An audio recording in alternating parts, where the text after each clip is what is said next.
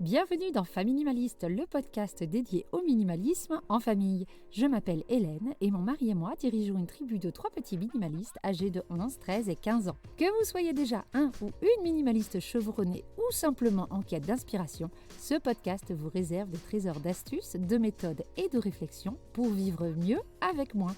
Et si je me permets de partager tout cela avec vous, c'est qu'en plus de ma pratique du minimalisme depuis plusieurs années, je suis également home organizer certifié, professionnel du tri et de l'organisation familiale. Aujourd'hui, nous parlons minimalisme en cuisine. Qu'est-ce que d'en avoir moins dans cette pièce-là peut bien nous apporter? Et surtout, je partage avec vous des réflexions et des astuces concrètes pour vous aider à rendre votre cuisine une pièce praticable par tous les membres de la famille. Allez, c'est parti pour l'épisode du jour.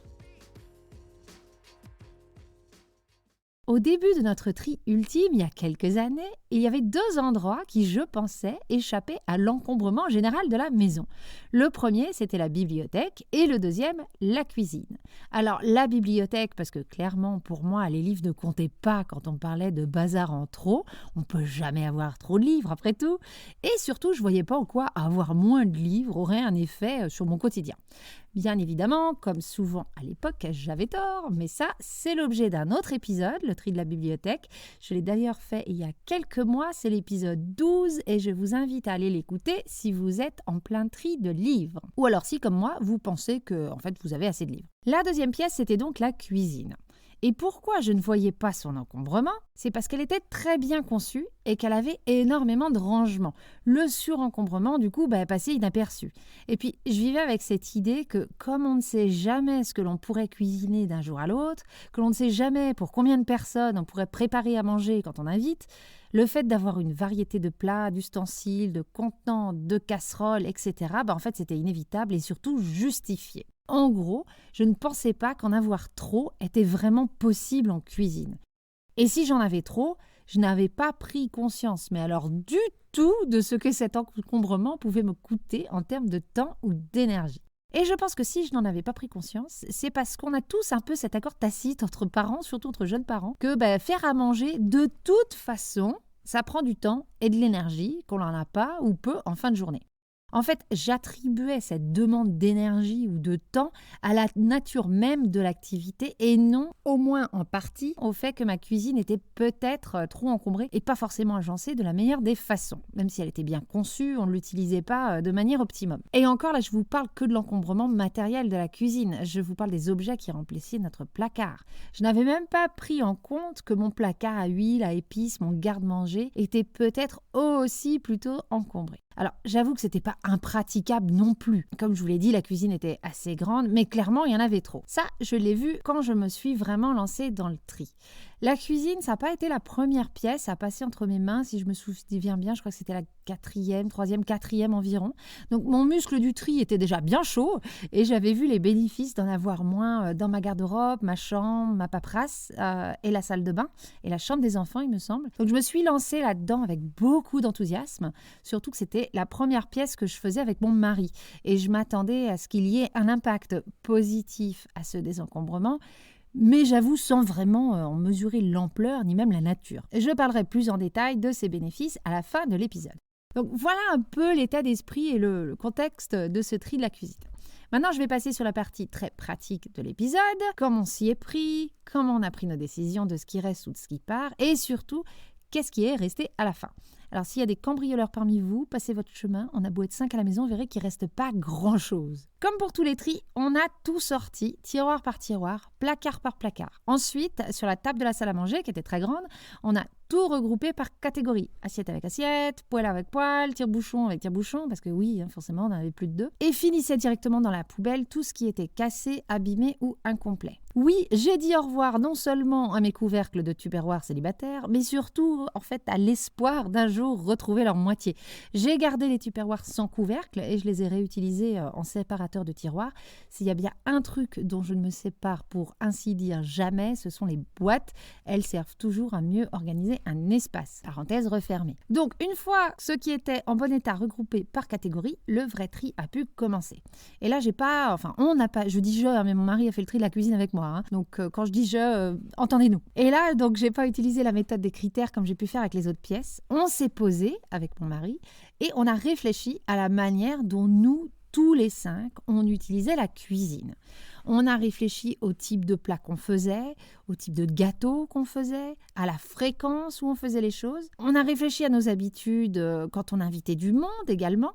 Et on a décidé que tout ce qui ne correspondait pas à notre manière de manger, de cuisiner ou de recevoir pouvait partir dans des magasins de seconde main. Pour la petite histoire, tout ce qui nous restait sur les bras avant de partir de la Nouvelle-Zélande vers la Suisse, on a bien dû garder au moins 5 assiettes jusqu'à la fin. On l'a donné la veille de notre départ à un refuge pour femmes et enfants victimes de violences familiales pour les aider à se rééquiper.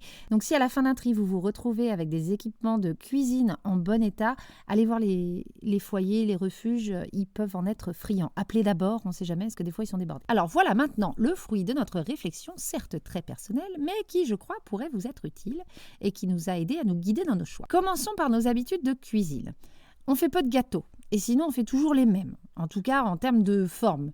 Je fais jamais de muffins, personne n'est fan à la maison, et pourtant j'avais plein de moules à muffins différents, des ronds, des en forme de chauve-souris pour Halloween, des trucs bizarres pour Noël, enfin vous voyez le truc. On a admis que la pâtisserie c'était pas quelque chose qu'on faisait en famille. En bon breton on préfère faire des crêpes, voire des pancakes, et au-delà du gâteau au chocolat ou de la tarte aux pommes, on ne faisait rien d'autre. On a donc dit au revoir à l'idée qu'on avait, ou plutôt que j'avais, de faire des biscuits avec des formes rigolotes, des charlottes aux fruits, des flans ou autres. Une fois qu'on a dit au revoir à cette idée, c'était beaucoup plus facile de dire au revoir aux moules en eux-mêmes. Et j'avoue que ça m'a libérée d'un truc. Je suis déjà une maman plutôt pas mal, quoi que mes enfants disent. J'ai pas en plus besoin d'être une maman pas mal qui fait des gâteaux. C'est pas mon truc, un point c'est tout. On peut pas tout faire et tout être à la fois. En ce qui concerne les choses comme le nombre de casseroles, de poêles, on a été assez pragmatique. On utilise rarement plus de 2 feux à la fois sur la cuisinière et quasi jamais plus de 3. Donc dans l'idée, plus de 3 casseroles ou de 3 poêles, ça sert à rien. Le jour où j'ai besoin de 4 poêles, je sors une casserole qui fera l'office de poêle. Et au contraire, si j'ai besoin de 4 casseroles, j'utilise mon micro-ondes, ma mijoteuse, ou je finis une préparation, je lave ma casserole et je la réutilise. Ça m'est encore jamais arrivé d'avoir besoin de 4 casseroles. Ça vous arrive peut-être à vous, mais ici on fait de la nourriture simple et rapide à préparer. Donc je préfère avoir une cuisine pratique au quotidien que de m'encombrer tous les jours pour une fois dans l'année où j'aurais décidé de faire un repas avec 15 préparations différentes.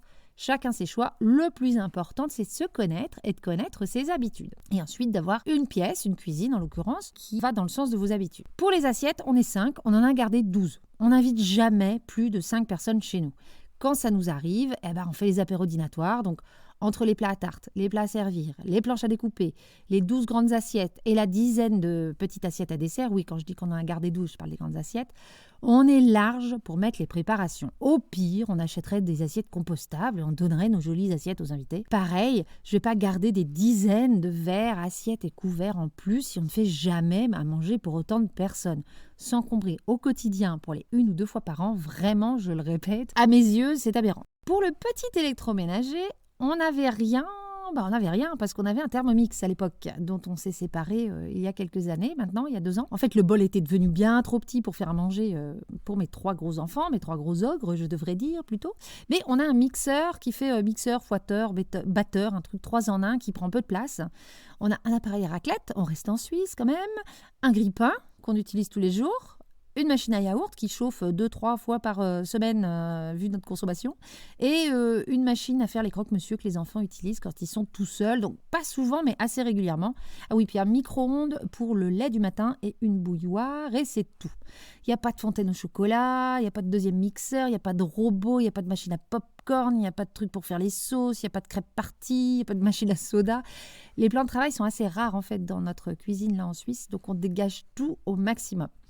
Les crêpes, les pop-corn, on les fait à l'ancienne. Et si on veut du chocolat sur nos fruits, on en fait fondre dans une casserole. Pas besoin de sortir, utiliser et laver un truc qui doit en plus être ultra chiant à laver. Un autre endroit dans la cuisine où on a dû penser à nos habitudes, ça a été le placard à épices, à condiments. J'avoue que ça débordait là pour le coup. Ça débordait même tellement qu'on n'avait pas de vue précise sur le stock et on a dû racheter beaucoup plus de paprika ou de cumin que de raisins, juste parce qu'on oubliait toujours si on en avait déjà en faisant les courses, parce qu'on n'avait pas de vision, donc à chaque fois j'oubliais. Là encore, on a décidé qu'il y a des épices qu'on n'utilisait que 2 fois dans l'année, ou bien que l'on avait utilisé qu'une seule fois pour une recette précise. Maintenant, c'est clair. Si on a une recette qui nous demande une épice qu'on n'a pas l'habitude d'utiliser, qu'on sait qu'on n'utilisera jamais, genre la cannelle, simplement on fait autre chose. on change de recette. Et si on veut vraiment cette épice pour cette recette spéciale et pas une autre, on achète en petite quantité, en vrac, juste assez pour la dite recette. Mais ça, franchement, ça arrive genre à Noël. Non, on n'est pas des gens qui nous aventurons dans des mélanges de saveurs de fou. De toute façon, avec les enfants, il y a toujours un qui n'aime pas telle ou telle épice. Ils sont tous d'accord sur le paprika, le cumin, les herbes de Provence. Donc pourquoi stocker autre chose si c'est que pour 2 d'entre eux refusent de manger ce qu'on a préparé? Là encore, on dit au revoir à la personne que l'on pense pouvoir être et on vire pour le reste. Si j'ai envie d'un truc spécial, de la cuisine plus exotique, les restos, c'est fait pour ça. J'admire les gens qui utilisent toutes leurs herbes et épices tout le temps, c'est juste pas nous. Peut-être que quand les enfants seront partis, on pourra se lancer dans des trucs plus aventureux et que les épices en tout genre feront leur retour, mais pour le moment, on choisit la simplicité. Quand on s'est attaqué au garde-manger, on a d'abord essayé de le vider en ne faisant pas de courses pendant le plus longtemps possible pour repartir de presque zéro. En fait, on fait les courses à flux tendu maintenant chez nous, 1 fois par semaine. On fait les menus à l'avance. Déjà, c'est plus simple le soir. Pour le soir, on n'a pas besoin de se demander ce qu'on va faire à manger. On l'a déjà décidé. C'est plus simple et moins cher quand on fait les courses parce qu'on a une liste détaillée. Et puis surtout, on gaspille beaucoup moins parce qu'on mange ce qu'il y a chez nous. Et on achète en quantité raisonnée. Je vis comme beaucoup de monde à proximité d'un supermarché. J'ai pas besoin d'avoir des tonnes de stock. Le stock, il est au supermarché. C'est ma zone de stock. Pas besoin d'avoir tous ces au cas où qui risquent de périmer et qui prennent de la place pour rien. Moins de stock on a, que ce soit pour les épices, mais j'en ai déjà parlé, pour les vêtements ou pour tout autre stock, moins on a de stock, meilleure est notre vision du dit stock. Et donc, les courses sont plus faciles à faire et on fait aussi des économies parce qu'on n'achète pas les choses en double, triple, voire plus. Donc voilà un peu pour nos réflexions, voilà comment on s'est retrouvé avec une cuisine minimaliste, voilà comment on a été guidé dans nos choix. Et cette cuisine minimaliste, en plus, nous force à ne pas prendre de retard sur les lancements de la vaisselle, par exemple. On n'a pas le choix. Le résultat, c'est qu'on n'a pas besoin de pousser des choses pour en atteindre d'autres quand on fait la cuisine. Et quand je dis on, j'inclus également les enfants. Ils sont en âge d'utiliser la cuisine seuls depuis un moment. D'ailleurs, le dimanche soir, on ne fait pas à manger pour eux depuis qu'ils ont 6, 8 et 10 ans. Ils doivent préparer un truc tout seuls. C'est jamais de la hausse gastronomie, mais ils sont contents et nous, on souffle un peu en cuisine et puis on peut manger des trucs qu'ils n'aiment pas. Donc du coup, il faut que la cuisine soit praticable. Si elle est dangereuse, si elle risque de casser des choses, si elle est difficile à ranger ou à nettoyer, devinez sur qui retombe l'entière responsabilité de faire à manger et nettoyer? Les parents. Et encore, je dis les parents, mais j'ai bien conscience que pour beaucoup de familles, c'est sur maman que ça retombe. En termes de bénéfices, on a une cuisine plus facilement utilisable par tous, plus rapidement rangée et nettoyée, là encore par tous. On fait des économies en termes de temps, à ne pas chercher et entretenir tout ça. On en fait aussi en ayant une meilleure vision du stock, comme je vous l'ai dit. En gros, on se simplifie la vie au quotidien. J'ai fini de me dire qu'il fallait que je sois créative en termes de pâtisserie. Moi, je fais la cuisine à l'œil. Alors, vous imaginez bien que la pâtisserie, c'est pas mon truc. De toute façon, ça rend pas grand-chose. Et si on est à court de quoi que ce soit, on fait autrement, on est créatif, au pire, on emprunte. C'est ce qu'on avait fait avec l'appareil à raclette. On a vu on s'était fait prêter 3-4 fois en hiver par les voisins. Ça valait le coup 3-4 fois. On l'a acheté l'hiver d'après. On a trouvé en seconde main. C'était pas aberrant. On arrive à la fin de l'épisode et je voulais vous laisser sur cette réflexion.